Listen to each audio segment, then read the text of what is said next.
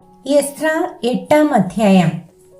അർത്ഥശ്രേഷ്ഠ രാജാവിന്റെ കാലത്ത് ബാബേലിൽ നിന്ന് എന്നോടുകൂടെ പോന്ന പിതൃഭവന തലവന്മാരും അവരുടെ വംശാവലികളും ആവിത്: ഫീനഹാസിന്റെ പുത്രന്മാരിൽ ഗർശോം, ഈഥാമാരിന്റെ പുത്രന്മാരിൽ ദാനിയേൽ, ദാവീദിന്റെ പുത്രന്മാരിൽ ഹത്തൂഷ്, ഷെഖന്യാവിന്റെ പുത്രന്മാരിൽ പറോഷിന്റെ പുത്രന്മാരിൽ സെഖര്യാവും അവനോടുകൂടെ വംശാവലിയിൽ എഴുതിയിരുന്ന 150 പുരുഷന്മാരും.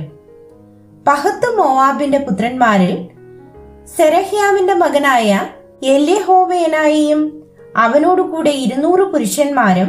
ഷെഖന്യാവിന്റെ പുത്രന്മാരിൽ യഹസിയേലിന്റെ മകനും അവനോടുകൂടെ 300 പുരുഷന്മാരും. ആദീന്റെ പുത്രന്മാരിൽ യോനാഥാന്റെ മകനായ ഏബദും അവനോടുകൂടെ 50 പുരുഷന്മാരും. ഏലാമിന്റെ പുത്രന്മാരിൽ അഥല്യാവിന്റെ മകനായ യെശയ്യാവും അവനോടുകൂടെ 70 പുരുഷന്മാരും.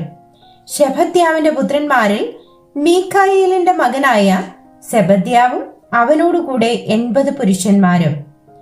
യോവാബിന്റെ പുത്രന്മാരിൽ യെഹിയേലിന്റെ മകനായ ഓബദ്യാവും അവനോടുകൂടെ 218 പുരുഷന്മാരും. ഷെലോമീത്തിന്റെ പുത്രന്മാരിൽ യോസെർഫ്യാവിന്റെ മകനും അവനോടുകൂടെ 160 പുരുഷന്മാരും. ബേബായിയുടെ പുത്രന്മാരിൽ ബേബായിയുടെ മകനായ സെഖര്യാവും അവനോടുകൂടെ 28 പുരുഷന്മാരും.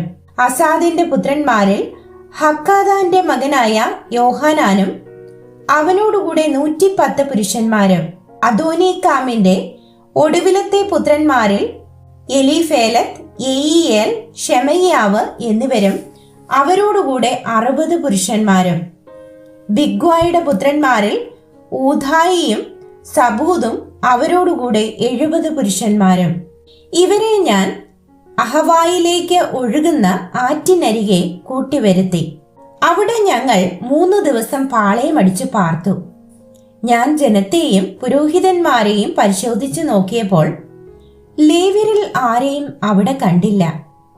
ആകയാൽ ഞാൻ എലീയേസർ, അരീയേൽ, ഷെമയ്യാവ്, എൽനാഥാൻ, യാരീബ്, എൽനാഥാൻ, നാഥാൻ, സെഖര്യാവ്, മെശുല്ലാം എന്നീ തലവന്മാരെയും യോയാരീബ്, എൽനാഥാൻ എന്ന ഉപാധ്യായന്മാരെയും വിളിപ്പിച്ചു. കാസിഫ്യ എന്ന സ്ഥലത്തിലെ പ്രധാനിയായ ഇദ്ദോവിന്റെ അടുക്കൽ അയച്ചു. നമ്മുടെ ദൈവത്തിന്റെ ആലയത്തിന് ശുശ്രൂഷകന്മാരെ ഞങ്ങളുടെ അടുക്കൽ കൊണ്ടുവരേണ്ടതിന് അവർ കാസിഫ്യായിലെ ഇദ്ദോവോടും അവന്റെ സഹോദരന്മാരായ ദേവാലയ ദാസന്മാരോടും പറയേണ്ടുന്ന വാക്കുകളെ അവർക്ക് ഉപദേശിച്ചു കൊടുത്തു.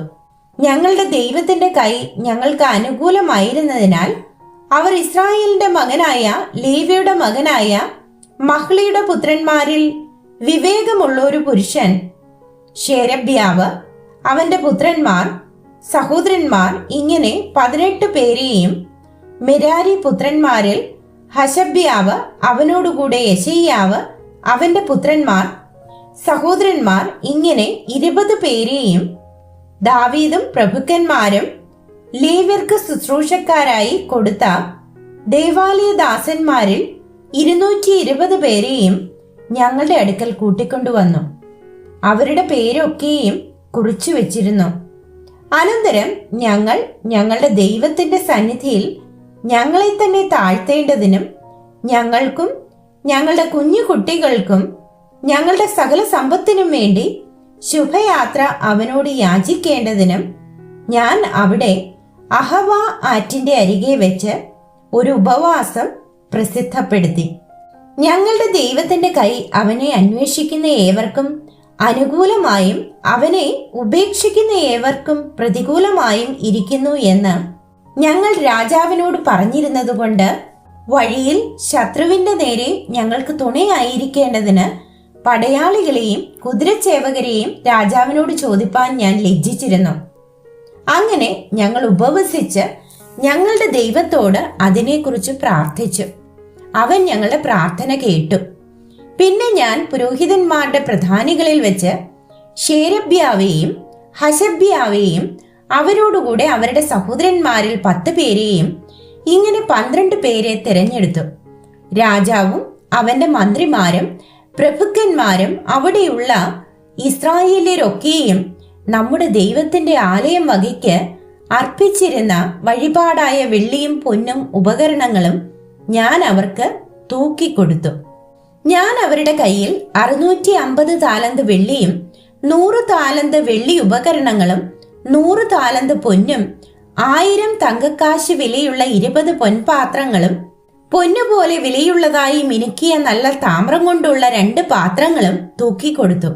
ഞാൻ അവരോട്, നിങ്ങൾ ദൈവത്തിന് വിശുദ്ധന്മാരാകുന്നു, ഉപകരണങ്ങളും വിശുദ്ധം തന്നെ. വെള്ളിയും പൊന്നും നിങ്ങളുടെ പിതാക്കന്മാരുടെ ദൈവമായ യഹോവയ്ക്ക് ഔദാര്യദാനമാകുന്നു.